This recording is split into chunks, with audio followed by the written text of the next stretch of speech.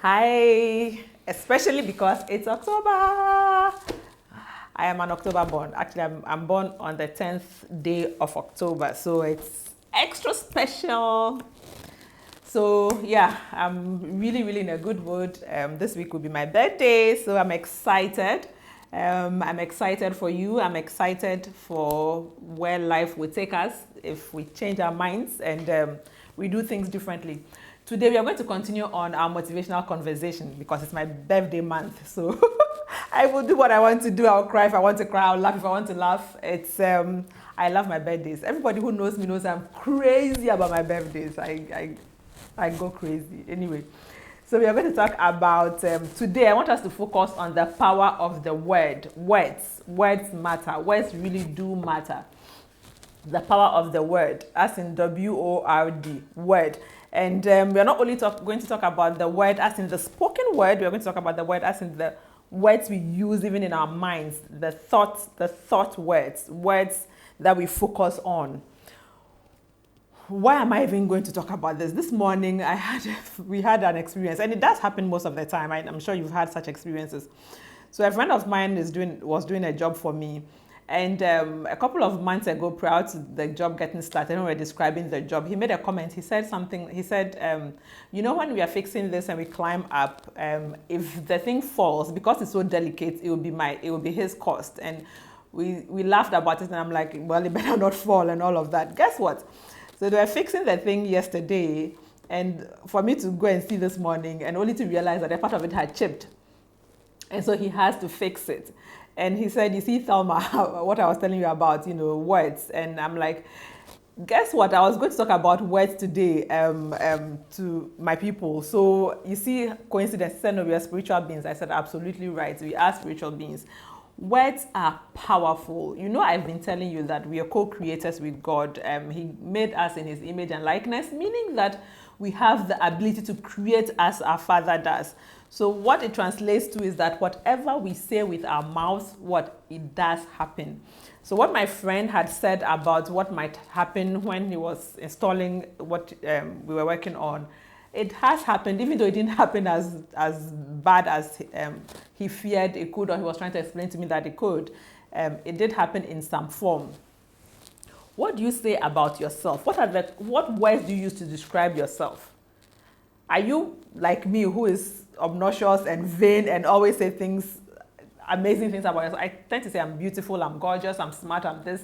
Do you say such things about yourself? I know some people can't swallow such a pill. Like when you have a friend who is always extremely hyper about, oh, I'm this and I'm that and I'm all of that. You know how people can feel like you're too much? I usually don't care what they think. I don't care whether they think I'm too much or not. If you like me for me, you would know that I mean no harm. I'm just a crazy loud person. But then as I started growing and learning about people development and what makes us tick as human beings, I realized that some of the things that I do unconsciously are actually positive things, and a lot of them are not. So I'm trying to stop those ones. Like I used to be such a huge snob when I was growing up. I try not to be, not that I try, I love people now. So I am not such a snob anymore. But what words do you use to describe yourself?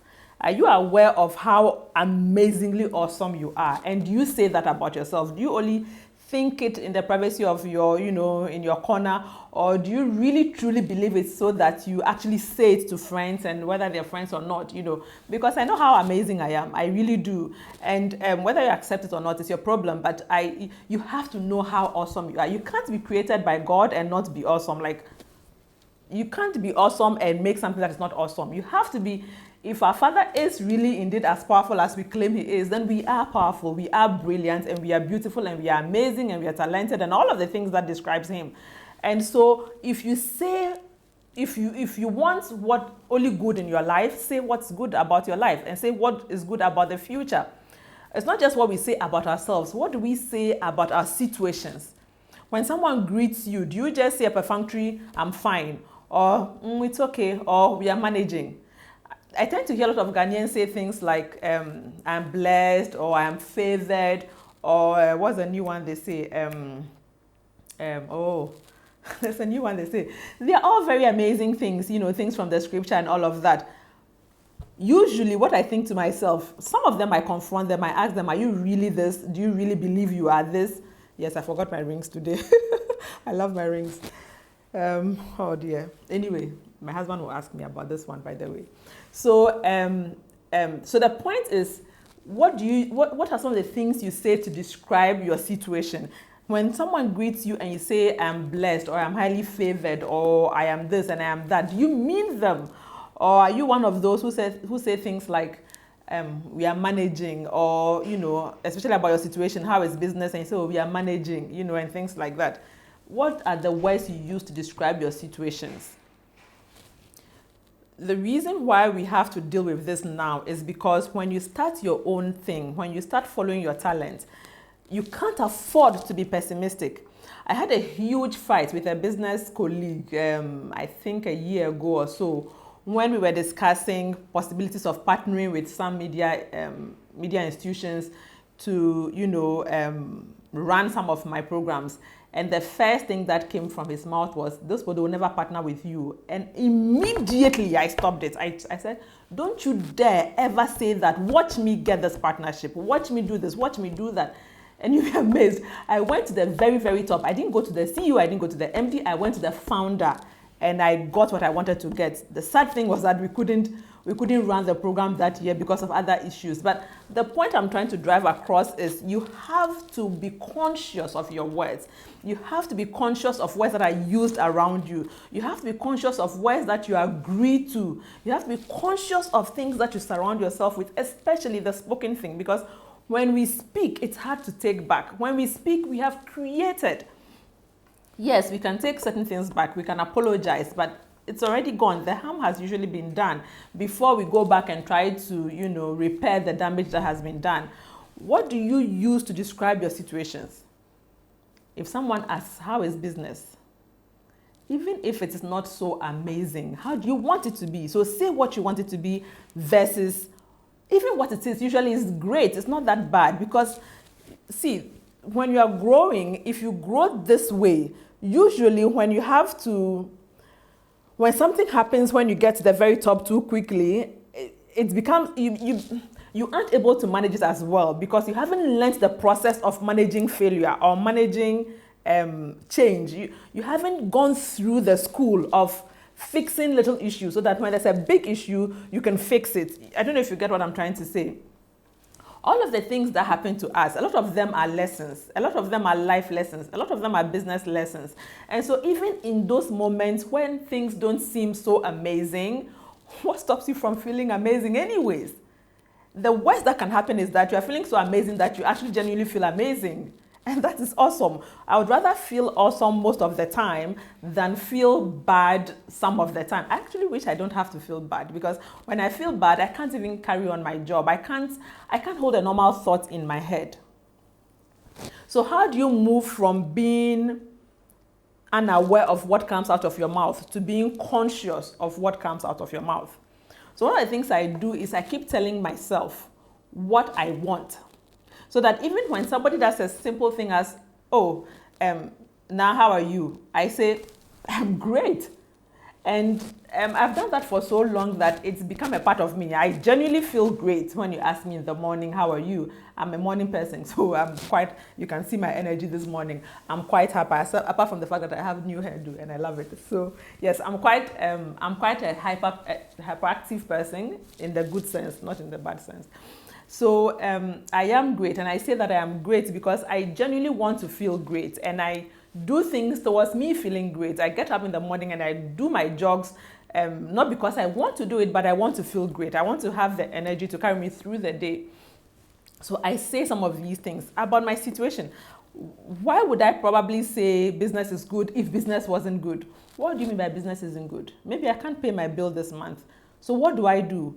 I handle the situation. The situation is not me. The situation is just what is happening in the moment for that particular phase.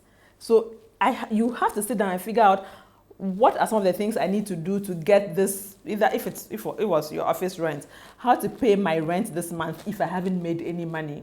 And prior to that, when we talked about planning ahead, if you had factored in all of those things as part of your plans when before you decided what you need to decide, and we talked about investing and budgeting and all of that, you would know that I would have planned ahead just in case a couple of months or weeks I'm unable to make as much money here or there. Isn't that there are situations where you probably would have to change your office to somewhere that you do not either have to pay any bills or where it's lesser than what you are supposed to pay now. The point that I'm trying to make is you can fix the situation. It doesn't have to define how you feel. And so that business is great. Me unable to pay my bill this month does not necessarily mean business is not great. The next minute I probably would turn around and do something else. Then what do you think? What do you feed your mind? What are the words you use in your quiet time when you are not in front of a client, when you're not making a pitch, when you're not writing a report, when you're not writing that book or the poem or whatever you work on? When you are not doing that or serving a client, what are the things that you tolerate in your head? Are you musing over that problem? Are you feeding your mind how really, really bad that situation is? Or are you constructively figuring out how to resolve the situation? Most of the time when I have a project, I can't sleep. And my frustration with not being able to sleep is different from what usually is happening. What usually is happening is I'm in the middle of several thoughts going through my mind, like when I have to speak with you on Monday mornings. Sunday nights, most of the time, I can't sleep because sometimes just before I get in, I change my mind about what we want to talk about. And when I do that, I want to be able to structure my conversation in a way that there's an opening and then there's the whole structure of the conversation in the middle and then there's a good close.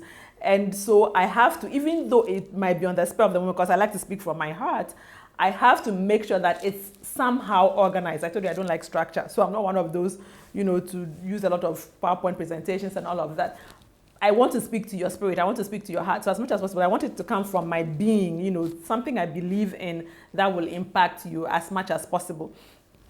So when I step in and I have to change my mind, what happens? But prior to that, usually a day before, I rarely am able to sleep much when I have to have a conversation with you or even when I have to make a presentation anywhere or go and have a business pitch, because most of those hours, my focus is on what I'm about to do. My frustration in the moment might be the fact that I really need to sleep, but I know that as a result of my not sleeping, as I am working and writing and keeping the lights on and all of the other things I'm doing that is causing me not to sleep, the result is that I will deliver a good job. And so by the end of today, when I go to bed, I will sleep like a child. So do not focus on the frustration in the moment because it's something that is temporary. It's not permanent.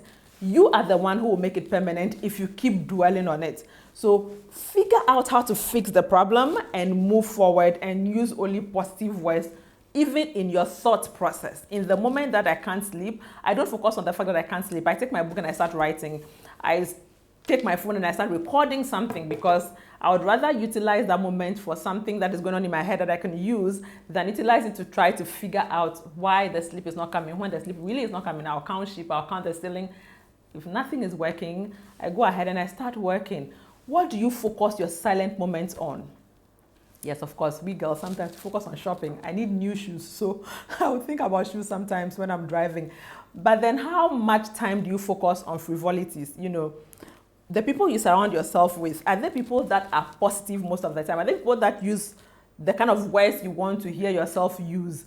Be conscious of those as well. If somebody says something in your presence that you do not want entertained in your head, stop them or advise yourself immediately so that you do not engage in the negativity. It would just, how easy negativity behaves like a ripple effect? It keeps feeding itself. You know how when something bad happens, a lot of it happens more than when something good happens. It seems as if, like they say, when it rains, it pours. It's like that, really. So if you tolerate the negative words, even if it's in your thoughts, before you realize, it begins to spiral out of control because you are a creator. If you create smiles, you will get smiles. If you create frowns, you will get frowns. We tend to gloss over some of the things we say, especially when it comes to money. yes, you might get people asking you a lot for money. Sometimes the fact that you are driving a decent car, or the fact that you live in a decent environment, the world would think that you have so much money. Sometimes you don't have anything in your account. When someone asks you, instead of using permanent statements like I'm broke, or you think I have money, or things like that, just say I can't afford to help right now. It's as simple as that. And it's the truth. You're not lying about it if you really genuinely can't afford to help in the moment that the person is asking for, versus saying something like I am broke, or I don't have money. Do you think I have money? Those things are describing your situation and yourself. And those things, you are creating them in your life. So you do not want to say those kinds of things. Say what it is in the moment and move past it immediately, so that you do not use negative things to describe yourself. The same way we learn to use positive affirmations to develop our positivity, begin to consciously be aware of the words that you use no matter where you are.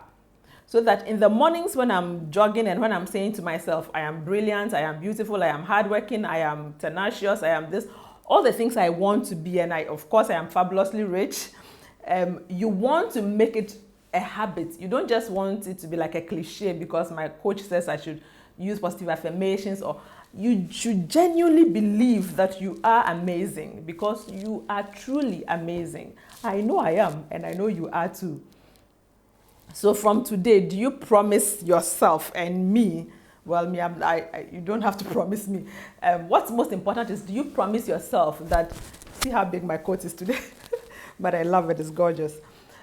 You have to promise yourself that you will strive as much as possible to use positive words that when they happen, you would appreciate, versus words that when they happen, it won't be a good thing. So going forward, let's all stay positive.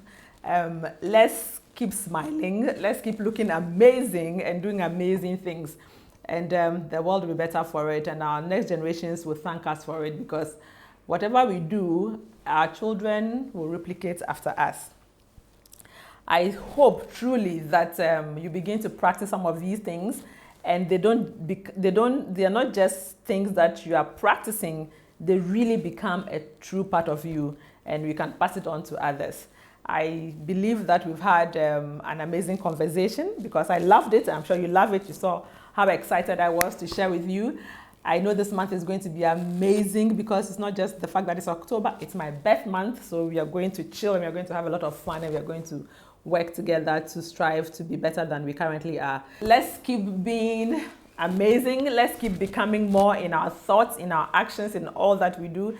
And I pray that we become more in our accounts, in our minds, and everywhere as well. So it's me, Naa Teiko, with you on this journey to become more. Thank you.